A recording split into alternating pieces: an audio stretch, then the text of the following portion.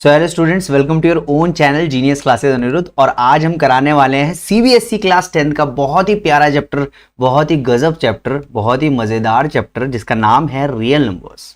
ठीक है भाई।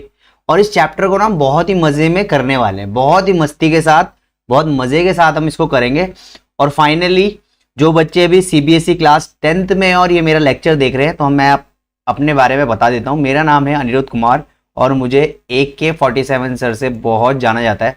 बेसिकली हम आईसीएसई के लिए वर्क करते थे, बट अब हम आईसीएसई एंड सीबीएसई दोनों के लिए वर्क करेंगे। ठीक है भाई। तो स्टार्ट करते हैं हमारा पहला चैप्टर रियल नंबर्स। तो सबसे पहले रियल नंबर्स जब हमारे जहन में आता है तो हमें नंबर्स के बारे में बहुत सारी नॉलेज हमने बचपन से छोटी क्लासेस में पढ़ा है कि कौन कौन से नंबर्स होते हैं ना भाई। तो सबसे पहले आते हैं भाई नेचुरल नंबर्स। रियल नंबर्स पे लास्ट पे आएंगे।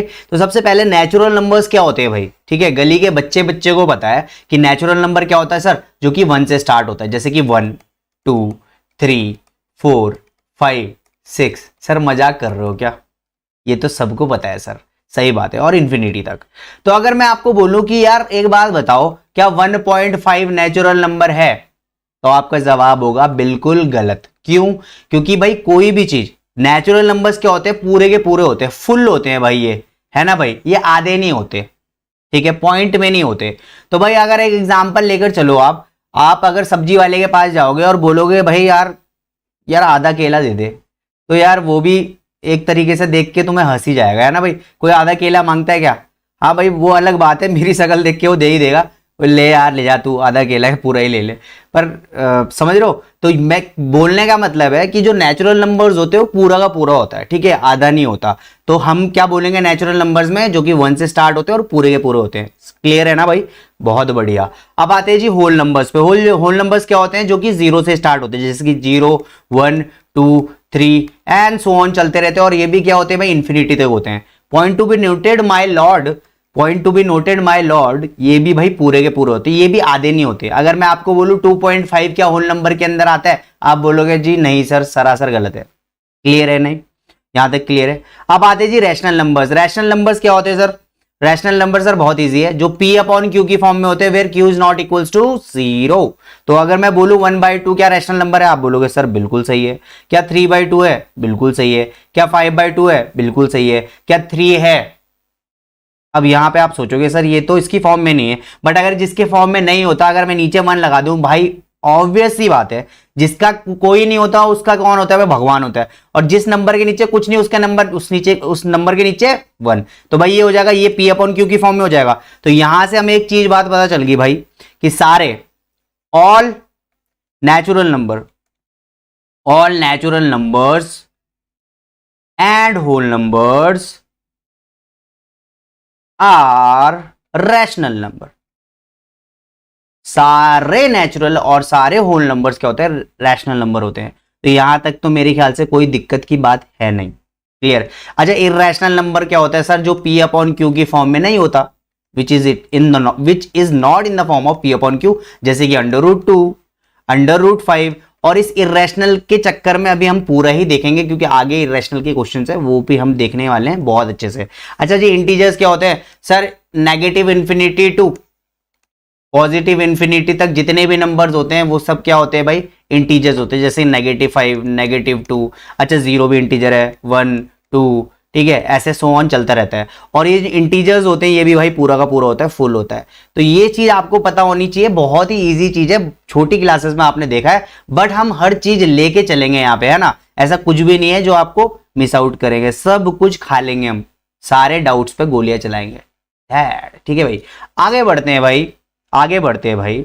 अब ये जो ड्रामा है जो हम देख रहे हैं, यूक्लिड्स लेमा, ये ड्रामा क्या है सर?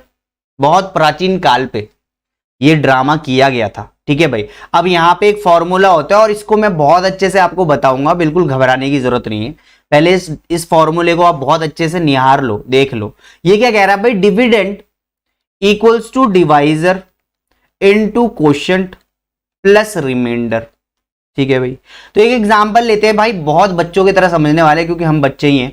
तो अगर मैं अगर इसको डिवाइड कर दूं 6 से 7 को, ठीक है भाई, बहुत बढ़िया भाई, ठीक है ना। मैंने 6 से 7 को डिवाइड कर दिया। अब जरा थोड़ा इस पे हम ओके, तो 6 वन जा कितना होता है भाई, 6 वन जा होता है 6, और मैं इसको सब्सट्रैक्ट करूंगा तो नीचे आ जाएगा 1। ठीक है सर, क्या बात कर रहे हो, है ना, मजा आ गया सर। ये चीज़ तो हमने बचपन में सीखी थी, है ना भाई। बहुत बढ़िया भाई, अच्छी बात है। तो ये जो ऊपर वाला होता है भाई, जो हमारा जो ऊपर वाला है, इसको हम क्या बोलेंगे, देने वाला, जब भी देता देता चप्पड़ फाड़ के। बहुत बढ़िया जी, ये होगा मेरा क्वेश्चन। ये मेरा क्या है, क्वेश्चन। जो नीचे बचा इसको हम बोलते हैं रिमाइंडर। ठीक है भाई। अच्छा, जिससे मैं डिवाइड कर रहा हूं, जैसे 6 से मैं डिवाइड कर रहा हूं, इसको बोलेंगे डिवाइजर। और जिसको मैं डिवाइड कर रहा हूं उसको बोलते हैं डिविडेंड। तो यहां से एक चीज अपने को पता चली, और वो क्या थी सर, वो मैं आपको बताता हूं वो क्या थी। ये जो ड्रामा हमने अभी रचाया, नीचे जो ड्रामा किया हमने एग्जाम्पल के साथ, अब इसको बहुत अच्छे से गौर से देखो। ये जो डिविडेंट है, जहां जहां डिविडेंट है मैं उसकी वैल्यू रखता हूं। देखो डिविडेंट मेरा 7 था, मैंने यहां रख दिया 7, इक्वल्स टू डिवाइजर क्या था मेरा 6, मैंने यहां रख दिया 6, इनटू क्वेश्चन क्या है मेरा, क्वेश्चन है मेरा 1, तो मैंने यहां रख दिया 1, प्लस रिमाइंडर क्या है मेरा 1, तो मैंने यहां रख दिया 1। ठीक है, अब this is my left hand side, यहां पे बहुत अच्छे से देखेंगे, this is my left hand side, और ये वाला जो ड्रामा है this is our right hand side. तो क्या left hand side equals to right hand side आ रहा है, देखो जरा। तो भाई 7 इक्वल्स टू 6 इंटू 1, मतलब 6 प्लस 1 इक्वल्स टू 7, मतलब राइट हैंड लेफ्ट हैंड के इक्वल आ रहा है, इक्विलिब्रियम का केस है। तो ये जो फॉर्मूला है भाई, ये बिल्कुल सरासर सही है। और ये फॉर्मूले में ना, अभी आप फर्स्ट वाला चैप्टर जो कर रहे हैं रियल नंबर, इसके बाद हम पॉलिनोमियल में भी इसका बहुत ज्यादा यूज है। तो भाई इसको याद करने की ट्रिक, जब तक हम जीनियस क्लासेस में और ट्रिक ना सीखे भाई, ऐसा हो ही नहीं सकता। ठीक है भाई, अभी आप लोगों को यूज टू हो जाओगे, सीबीएसई वाले भी। ठीक है भाई, तो डिविडेंट मतलब क्या भाई सब। अब देखो, जब मैं क्लास में था ना भाई, मुझे एक ही चीज पे प्रॉब्लम आती थी, वो क्या थी मैं आपको बताऊं। ये जो डिविडेंट है ना भाई, ये डिविडेंट पहले आए, ये डिवाइजर पहले आए, इसमें बहुत प्रॉब्लम होती थी। तो मैंने एक सॉल्यूशन निकाला भाई, जब भी मैं सुबह उठता हूं क्या करता हूं, पेप्सोडेंट, पेप्सोडेंट। और जब भी तुम उठोगे सुबह तो क्या करोगे, डिविडेंट। तो सबसे पहली बात क्या, dividend equals to divisor into question plus remainder. तो मेरे ख्याल से अब समझ में आ गया होगा कि आगे कौन सा आने वाला है। ये दो डिवाइजर और डिविडेंट में दिक्कत होती है। तो भाई सुबह उठते हो करते हो पेप्सोडेंट, तो आगे लिख दो dividend equals to divisor into question plus remainder. Clear है कि नहीं है, यहां तक मेरे ख्याल से क्लियर हो गया होगा। यहां तक तो कोई दिक्कत नहीं है। प्रोसीड करते हैं हम आगे को। तो अब हम करते हैं नेक्स्ट टॉपिक। तो ये अभी हमने कर लिया है, बहुत इजी था, बहुत ही मजेदार था कि जो डिविडेंट होता है इक्वल्स टू क्या होगा, divisor into question plus remainder. यहां तक अपने को पता चल गया बहुत बढ़िया से। और अपने को एक शॉर्टकट ट्रिक भी पता चल गई कि जब भी हम सुबह उठते हैं तो हम क्या करते हैं भाई, पेप्सोडेंट करते हैं। ठीक है भाई क्या बात है। चलो भाई आगे बढ़ते हैं। अब आते हैं भाई एक यूक्लिड्स डिवीजन का एक क्वेश्चन कर लेते हैं कि सर ये यूक्लिड्स डिवीजन जो क्वेश्चन है ये कैसे होने वाला है। तो ये बहुत बड़ा इजी क्वेश्चन है, एक बार कर लेते हैं। एक बार आपको मैं फॉर्मेट बता दूं तो बहुत इजी हो जाता है हर चीज।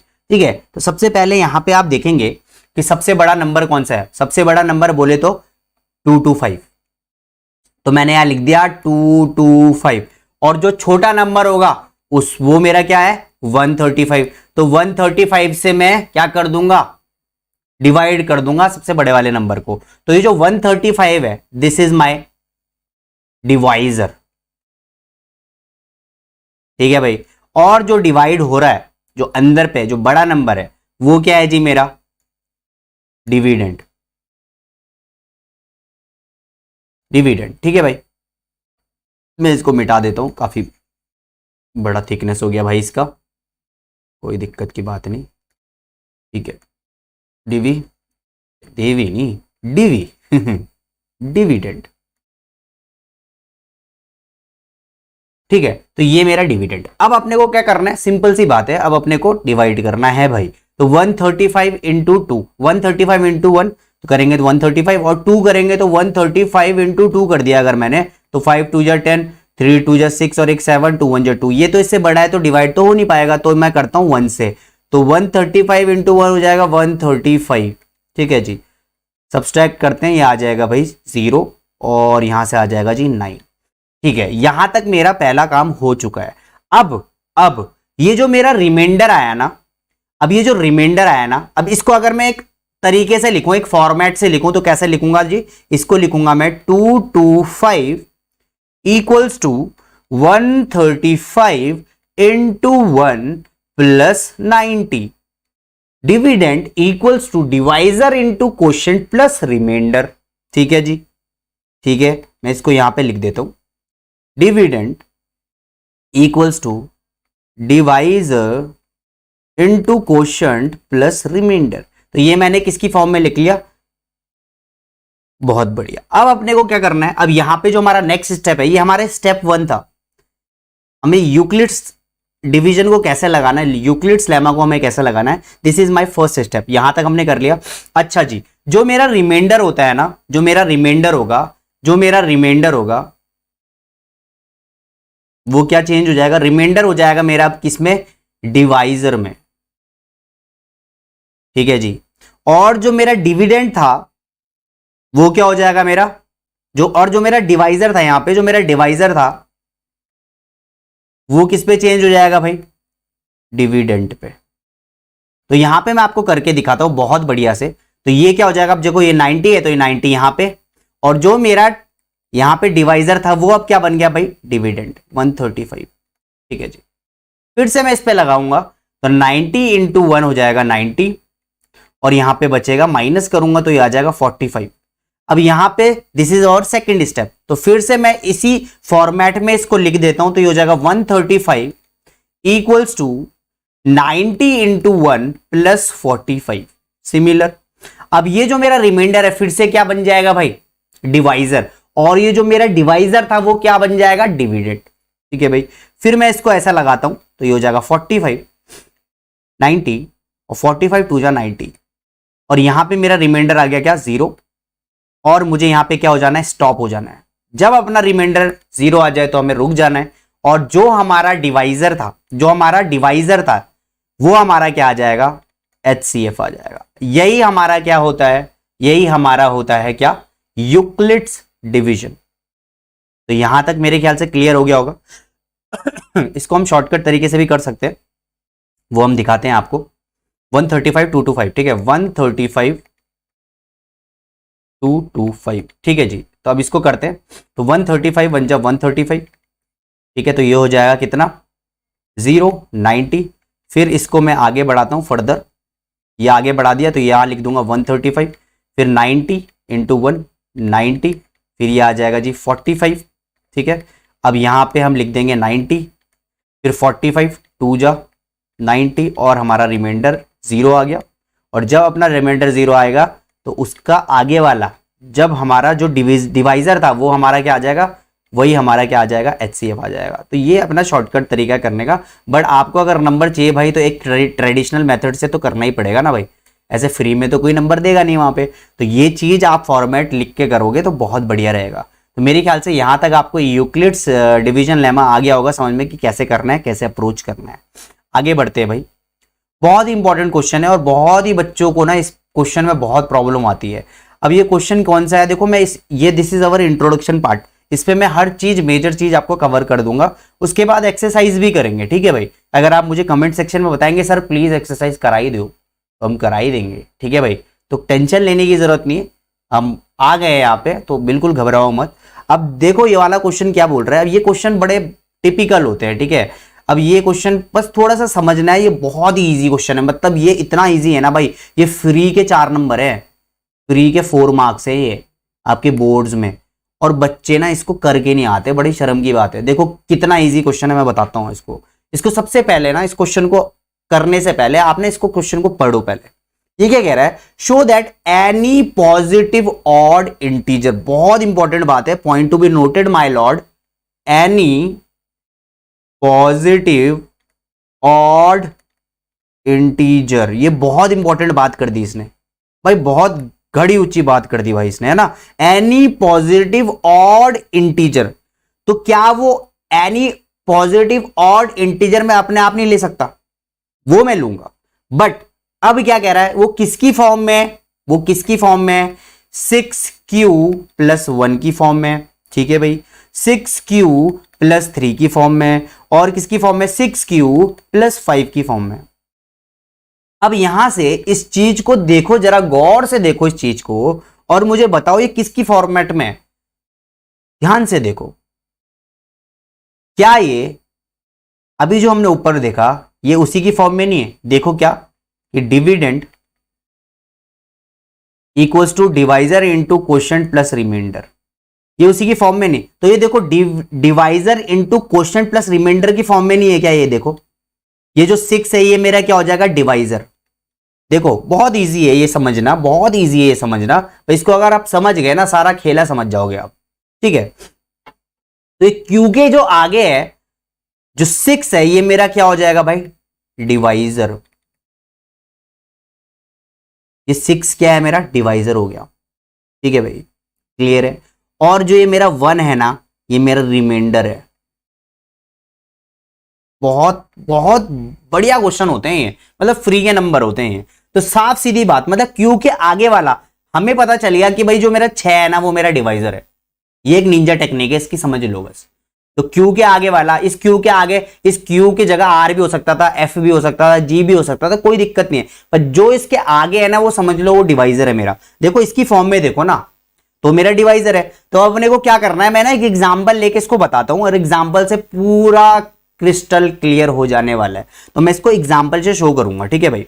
तो मैं यहां पे क्या करूंगा, एनी पॉजिटिव ऑड इंटीजर लेता हूं। तो क्या ऑड इंटीजर मेरा 1 नहीं है? बिल्कुल है। क्या 3 नहीं है? है। क्या 5 नहीं है? है। क्या 7 नहीं है? है। क्या 9 नहीं है? क्या बिल्कुल है। क्या 11 नहीं है? बिल्कुल है। क्या 13 नहीं है? अब ऐसे तो भाई अनगिनत है, तो लिखते ही जाऊं क्या? तो यहीं पे रुक जाओ भाई, ठीक है, 13 तक ही रुक जाओ। अब इस पे प्रूव करके देखते हैं भाई कि ये फॉर्म आ रहा है क्यू प्लस 1, 6q+3, 6q+5 आ रहा है कि नहीं आ रहा है। तो देखते हैं भाई, ठीक है भाई। तो यहां पे देखो, अगर मैं इसको डिवीजन करूं, देखो बहुत बढ़िया से देखना, मजा आए तो भाई कमेंट में जरूर बताना, ठीक है भाई। अब 6q+1 को देखते हैं भाई। डिवाइजर जो है मेरा 6 है, मैं एग्जांपल ले रहा हूं, ठीक है भाई। अब यहां पे अगर मैं 1 ले लूं, क्या 6 डिवाइड होगा 1 से? बिल्कुल कतई नहीं होगा भाई, इसको काट दो। क्या 3 होगा? बिल्कुल नहीं होगा। क्या 5 होगा? बिल्कुल नहीं होगा। तो भाई 7 हो रहा है। तो मैं यहां क्या ले लेता हूं भाई? 7 ले लेता हूं। अब यहां पे करूंगा 6 1 जा 6, तो रिमाइंडर क्या आ रहा है? 1 आ रहा है। तो भाई क्या ये 6q+1 की फॉर्म में नहीं है? खुद देखो ना, ये हो जाएगा 7 इक्वल्स टू 6 इंटू 1 प्लस 1। सो मैं यहां पे ये बोल सकता हूं, it is in the form of 6q+1। Clear है कि नहीं है भाई? जब मैं ना एग्जांपल देके बता रहा हूं, ऐसा कोई दिक्कत की बात नहीं है कि सर मेरे सर ने तो ऐसे ही बताया भाई मैं वैसे ही करूंगा, ऐसा नहीं है भाई। 10th में आ गए आप, ठीक है भाई, आप एग्जांपल दे के भी बता सकते हो, कोई प्रॉब्लम नहीं है, ठीक है भाई। होता है, बहुत बच्चों के साथ होता है, सर नहीं नहीं नहीं सर ऐसा नहीं हो सकता, ये तो आपने गलत बता दिया। ऐसा कुछ नहीं है मेरे प्यारे बच्चों, अगर आप ये एग्जाम पे करके आओगे कोई नंबर नहीं काट सकता आपके, टेंशन मत लो। तो यहां पे मैंने ये कर दिया, मैंने बोला क्या, it is in the form of 6q+1। Clear है भाई? अब मैं क्या करता हूं, मैं अब करता हूं 6q+3 की फॉर्म में दिखाता हूं। तो अब यहां पे फिर से मैं 6 ले लेता हूं और 6 को डिवाइड कर देता हूं भाई किससे? 9 से। तो 9 से कर दिया, तो 6 1 जा 6, और यहां पे रिमाइंडर आ गया 3। तो ये किसकी फॉर्म में आ गया भाई? ये आ गया मेरा किसकी फॉर्म में? 9 equals to 6 into 1 plus 3। So it is in the form of, यहां पे लिख लो आप, it is in the form of 6q+3। Clear? And similarly आप 6q+5 की फॉर्म में भी दिखाओ इसको। तो फिर से मैं डिवाइड करता हूं 6 से, और इस केस में मैं 11 ले लेता हूं। तो यहां पे हम 11 ले लेते हैं, तो 6 1 जा 6, और यहां पे आ जाएगा 5। सो it is in the form of 6q+3। मैं यहां पे लिख रहा हूं it is in the form of 6q+5। ठीक है, तो मैं इसका स्टैंडर्ड फॉर्म लिख लेता हूं, 11 इक्वल्स टू 6 इंटू 1 प्लस 5। ठीक है, तो यहां तक मैंने इसको कर लिया। ठीक है भाई, अब आप एक काम करो, ये मेरे लिए करो आप, ठीक है भाई, ये मेरे लिए आप एक काम करो। आप क्या करो ना, कोई भी ऑड पॉजिटिव इंटीजर लेके देखो और उसको डिवाइड कर दो 6 से। तो भाई सिर्फ 3 ही फॉर्म आने वाली है, जिसमें रिमाइंडर 1 आएगा, जिसमें रिमाइंडर 3 आएगा, जिसमें रिमाइंडर 5 आएगा। उसके अलावा कोई रिमाइंडर नहीं आ सकता भाई। क्लियर है? तो हमने क्या करना, हमने यहां पे इसको प्रूव करके दिखा दिया, इसको शो करके दिखा दिया, और लास्ट में कंक्लूजन में आपको क्या लिखना है, hence any positive odd integer is in the form of 6q + 1, 6q + 3, 6q + 5, और यहां पे हमारा ये क्वेश्चन हो जाता है समाप्त। Tata bye bye goodbye. तो मेरे ख्याल से यहां तक आपको समझ में आ गया होगा कि हमें इस क्वेश्चन के कैसे अप्रोच करना है, कैसे इस क्वेश्चन को लगाना है। ठीक है, तो मेरे ख्याल से जब भी आप इस क्वेश्चन को करो ना, बेसिकली एक ही निंजा टेक्निक है, जो कि क्या है, बहुत बच्चे क्या करते हैं, इसको मिस आउट कर जाते हैं। यहां पे देखो, एनी पॉजिटिव ऑड इंटीजर, ये जो है ना भाई यही है सारा खेला, इसी का खेला है सारा। अब मुझे कैसे पता चलेगा कि मुझे क्या लेना है? तो भाई मुझे कैसे पता चलेगा मुझे डिविडेंड क्या लेना है? वो मुझे कैसे पता चलेगा? इस चीज से पता चलेगा कि एनी पॉजिटिव ऑड इंटीजर, यहां पे स्क्वायर भी हो सकता था, क्यूब भी हो सकता था, तो मैं उसी हिसाब से यहां पे नंबर्स लेता। तो यहां तक मेरे ख्याल से क्लियर हो गया होगा। आगे बढ़ते हैं भाई। ठीक है भाई, अब आते हैं, ये भी बहुत इंपॉर्टेंट क्वेश्चन होते हैं। ठीक है भाई, कि प्रूव करो इसको इरेशनल है, इसको प्रूव करो भाई ये √5 इरेशनल है, √3 इरेशनल है। तो इसको देखते हैं एक बार। ठीक है, कैसे अप्रोच करना है, बहुत ही नकली है, भी बहुत ही खत्म है। इसको हम देखते हैं, थोड़ा पानी पी लेते हैं भाई।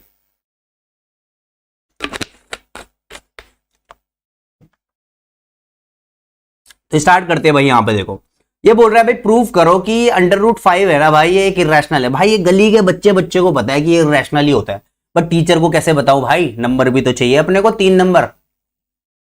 टीचर को ऐसे बोलते हैं, सर होता है ये, बस। टीचर बोलेगा बता भाई, नहीं नहीं सर होता है, बस मान लो आप।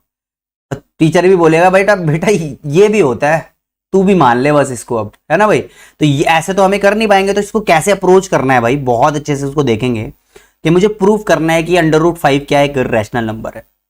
तो इसको कैसे प्रूफ कर सकते हैं एक बार देख लेते हैं बहुत अच्छे से, इसको अप्रोच कैसे करना है। ठीक है, अब देखो मुझे पता है कि ये इरेशनल है, बट टीचर को तो मैं बता नहीं सकता। सो मैं क्या करता हूं, मैं यहां पे लेट करता हूं, लेट, इसको थोड़ा सा मैं बड़ा कर देता हूं। अब यहां पे करते हैं let √5 be a rational number.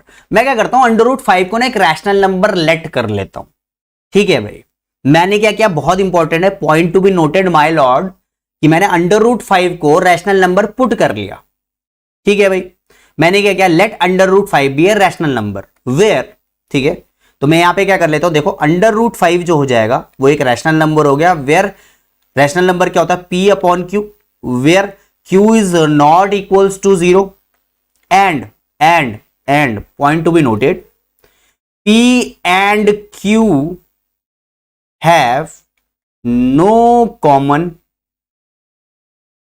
factor, या फिर बोले तो P and Q have co-prime numbers।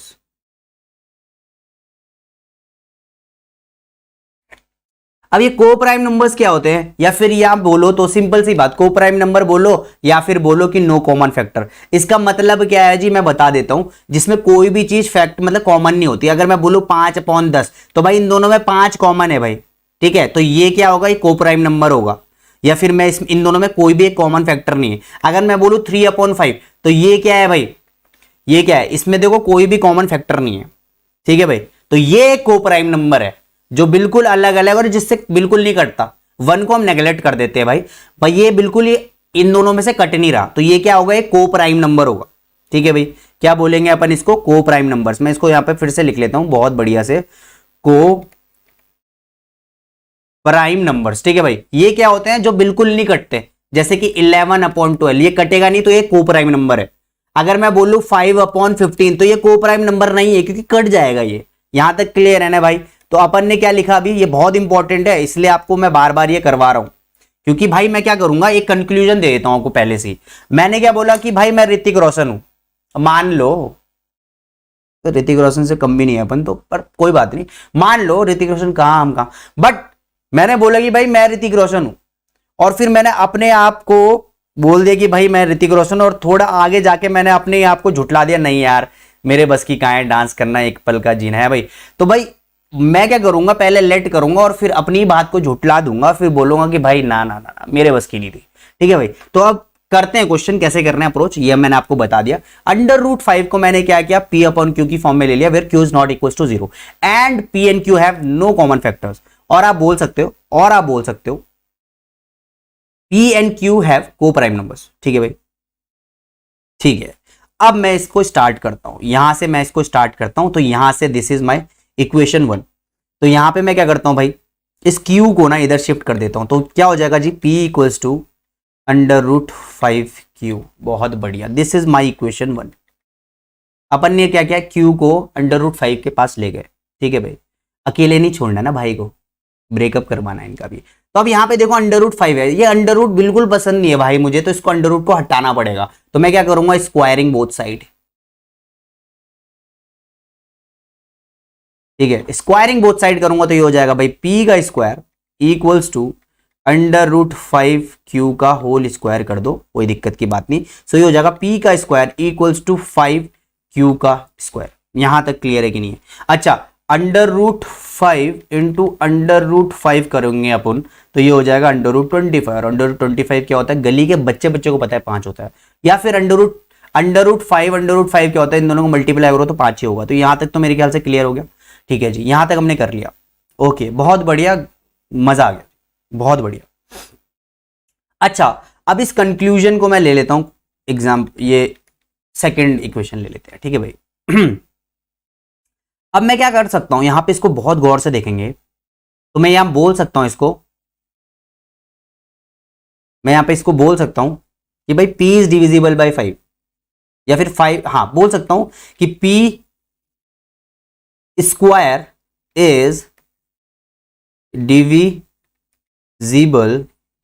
Bye 5। अब अगर इस 5 को उठा के अगर मैं इसके नीचे फेंक दूं तो ये ऐसा हो जाएगा ना, P स्क्वायर अपॉन 5। तो मैं बोल क्या रहा हूं, मैं क्या बोलना चाह रहा हूं कि P square is divisible by 5। बिल्कुल सही बात है भाई, अगर मैं इस 5 को उठा के इस P स्क्वायर के नीचे रख दूं तो मैं ये बोल सकता हूं ना कि P square is divisible by 5। और मैं इस बात से एक और चीज बोल सकता हूं कि भाई अगर P स्क्वायर है, अगर इस P को हटा के मैं P इंटू P कर लूं, P इंटू P अपॉन 5, तो मैं ये भी तो बोल सकता हूं कि P इज डिविजिबल बाय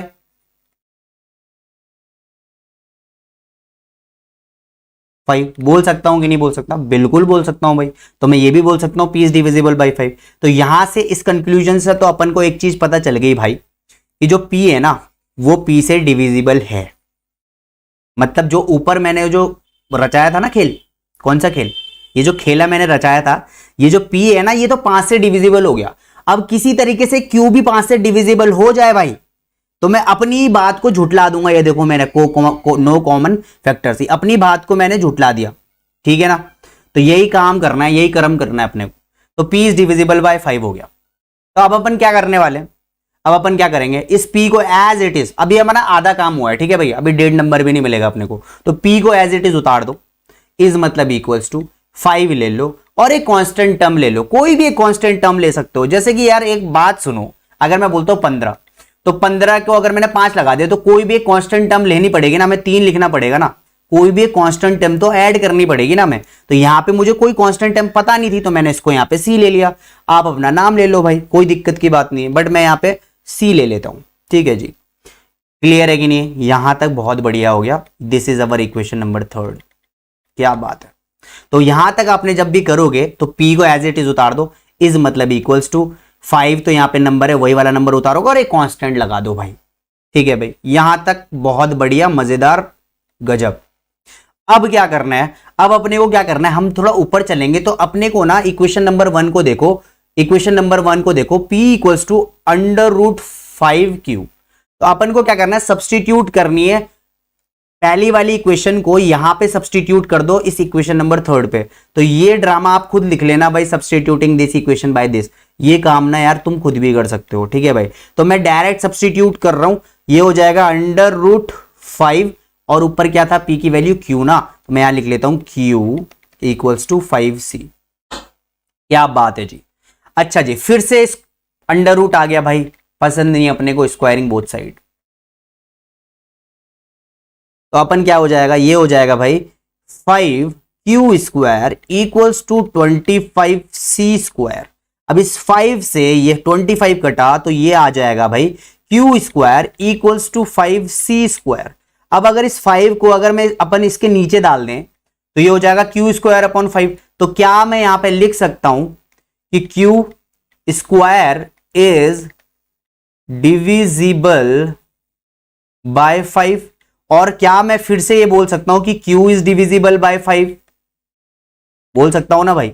अब यहां पे एक चीज देखो भाई, एक चीज देखो, कंक्लूजन में हम एक चीज आ गए हैं कि भाई जो था ना, p भी डिविजिबल है 5 से और q भी डिविजिबल है 5 से। तो भाई जो मैंने ऊपर कंक्लूजन लिया था, क्या लिया था, क्या लिया था कि इसमें कोई भी कॉमन फैक्टर नहीं है। मेरी तो बात गलत हो गई, समझ रहे हो, मतलब ऋतिक रोशन तो रहा नहीं, मैं नवाजुद्दीन सिद्दीकी बन गए है भाई। तो अपनी बात यहां पे गलत हो गई, तो अपनी बात गलत हो गई तो मैं एक कंक्लूजन लिखूंगा भाई यहां पे, और वहां पे क्या लिखूंगा, मैं लिखता हूं our assumption is wrong, P and Q have common factor 5। So बहुत प्यार से विनम्रता के साथ, so under root 5 is a irrational number. Clear है कि नहीं है यहां तक? तो ये स्टेटमेंट आपको लिखना है और दैट्स इट। और 3 नंबर फ्री के भाई, फ्री के चचा, मजा आ जाएगा, फुल मजा आ जाएगा भाई। तो यहां तक मेरे ख्याल से क्लियर हो गया होगा कि ये अंडर रूट वाले क्वेश्चंस कैसे करने हैं। एक बार आप इसको राइट डाउन कर लो, है ना भाई, एक बार आप राइट डाउन कर लो कि अंडर रूट 5 वाले जो क्वेश्चंस होते हैं वो कैसे करने होते हैं। तो ये बहुत ही प्यारा तरीका है, बहुत ही गजब तरीका है, 3 नंबर फ्री के मिल जाते हैं भाई इस पे। तो यहां तक उम्मीद करता हूं आपको समझ में आ गया होगा। फिर आगे प्रोसीड करते हैं हमारे नए टॉपिक को लेके। तो यहां तक हमने कंप्लीट कर लिया है, अब हम नेक्स्ट टॉपिक हमारा देखते हैं। ठीक है भाई, ठीक है। अब यहाँ पे मैं आपको एक नेक्स्ट टॉपिक कराता हूँ, बहुत ही इंपॉर्टेंट है, बहुत बच्चों को प्रॉब्लम आती है, पता नहीं क्यों आती है यार, पर अब नहीं आएगी भाई, अब नहीं आएगी, गारंटी के साथ बोल रहा हूँ। तो सबसे लास्ट जो टॉपिक है हमारा, उस पर हम देख लेते हैं कि भाई टर्मिनेटिंग डेसिमल होता क्या है ना भाई। टर्मिनेटिंग डेसिमल क्या होता है? ठीक है भाई, तो एक टर्मिनेटिंग डेसिमल क्या होता है, एग्जाम्पल की मदद से आपको बताता हूं और पूरा डिटेल में क्लियर हो जाने वाला है। आपको डेफिनेशन याद करने की जरूरत नहीं है, बस आपको उसका मतलब पता होना चाहिए कि टर्मिनेटिंग डेसिमल होता क्या है। मैं अगर इसको डिवाइड कर दूं, मान के चलो मैं 2 से कर देता हूं 3 को डिवाइड, तो 2 1 जा 2, पॉइंट लगाया, ठीक है, यहां पे नीचे 0 बढ़ गया, 2 5 जा 10। ठीक है, तो यहां पे जो मेरे पे आंसर आया वो क्या है, 1.5। ठीक है भाई, तो एक टाइम पे, मतलब टर्मिनेटिंग डेसिमल क्या होता है कि जब मैं इसको डिवाइड करूं तो मेरे को एग्जैक्ट वैल्यू आ जाए, पॉइंट के बाद एग्जैक्टली एक वैल्यू आ जाए। ठीक है, यहां पे ये टर्मिनेट हो जाए, रुक जाए एक जगह पे, मतलब पॉइंट के बाद कहीं पे रुक जाए, तो यहां पे इसको क्या बोलेंगे, इस ऐसे नंबर्स को हम क्या बोलते हैं, टर्मिनेटिंग डेसिमल। क्लियर है कि नहीं है भाई, ये बता दो, सिंपल सी बात है, कुछ इसमें रॉकेट साइंस है ही नहीं भाई। तो जो भी मतलब डेसिमल के बाद एक जगह पे वो रुक जाए, उसी को हम क्या बोलते हैं, टर्मिनेटिंग डेसिमल। क्लियर है कि नहीं है भाई? तो इसका एग्जांपल मैंने आपको दे दिया 1.5, this is a terminating decimal. अब आते हैं इसके नेक्स्ट वाले पार्ट में, और नेक्स्ट वाले पार्ट में देखते हैं भाई नॉन टर्मिनेटिंग डेसिमल क्या होता है।